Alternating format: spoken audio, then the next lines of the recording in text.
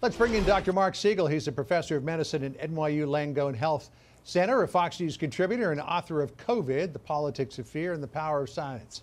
Dr. Siegel, good to see you this afternoon. What do we know about this new strain in the UK? According to Admiral Brett Giroir, we've really kind of known about this since September. Yeah, we have, and I heard about this strain from Dr. Francis Collins, head of the NIH, weeks ago. And, you know, there's a couple of things I want to tell you about. First of all, this virus, SARS-CoV-2 virus, is changing all the time. It's always drifting. It's always making new proteins because it doesn't repair itself. And, John, over the time of a pandemic, you know what's happening? Viruses, like any other thing, are trying to survive. So it has a survival advantage if it's more transmissible. There's no evidence how more transmissible because they haven't done the laboratory studies yet. Greg Palcott just pointed it out to you what they think, but that's based on mathematical modeling. They haven't confirmed it. Second, there's no evidence whatsoever that it's more deadly. And third, in terms of the vaccine, it would likely take months, if not years, before enough changes would occur to the virus before it would resist the vaccination. The vaccine hit a very strong target, the spike protein. Almost impossible that it would affect vaccination at this point. Now, I wanted to ask you about this idea about it being more virulent or not. You suggested that it's not. You said that vaccines have to adapt in order to survive. Sorry, not vaccines, viruses rather have to adapt in order to survive. If a virus starts killing every host, it's obviously not going to survive for very long. Could it be that this might actually be less virulent than the initial strain of COVID-19?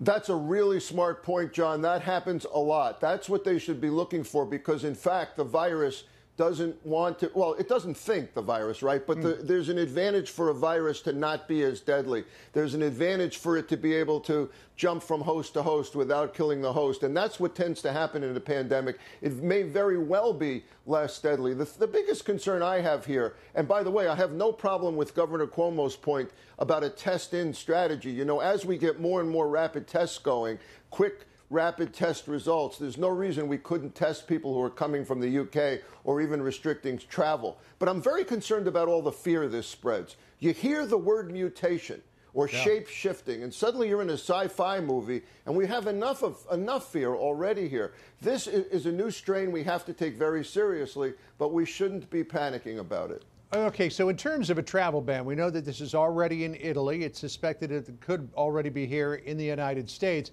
If you clamp down travel now from the UK, could you stop it in its tracks? Or if it's already in Italy, is it going to spread throughout Italy and the rest of Europe? And if it's already here, how quickly could it spread across the country just by the number of people who already have it who are in this country? Indeed, John, as usual, you answer the question in your question is the answer. If it's already here and it's already spread beyond the UK borders and it's already partly in the United States, we're not going to be able to stop it in its tracks by cutting off travel. We have to be able to identify it and try to contact trace faster if it's spreading faster. And again, I like the idea of more testing. But you're probably right that it's here already, and it's certainly in Italy already, and it has a survival advantage. So if it spreads faster and farther, we're not going to be able to stop it in its tracks. All right, latest CDC guidelines for who gets the vaccine, whether it be Pfizer, whether it be the Moderna, or another one coming down the pike. Right now, we're in 1A, which is long-term care facilities and healthcare personnel. We're moving into 1B, persons 75 and older, frontline essential workers, and soon into 1C, which is people 65 to 74 or persons 16 to 64 with high-risk medical conditions, other essential workers. In those last two categories, what constitutes a high-risk medical condition that would qualify somebody for a vaccine, and who constitutes other essential workers? Well, you know, John, I'm actually very happy with the CDC's guidelines this time around. I like how they identified this. In 1B, you know, you have the firemen and you have police officers and you have teachers, and then you move into postal workers and transit workers, which are really, really important. Pre-existing conditions are, number one is obesity, because that gives you your highest risk. I like that they identify over the age of 75 because that's 25% of the hospitalizations. Yep. And then you're looking at diabetes and chronic lung and heart disease. Those are big players in this. All right, Dr. Siegel, it's always great to see cancer. you. Thanks for joining us with the latest. Really appreciate it.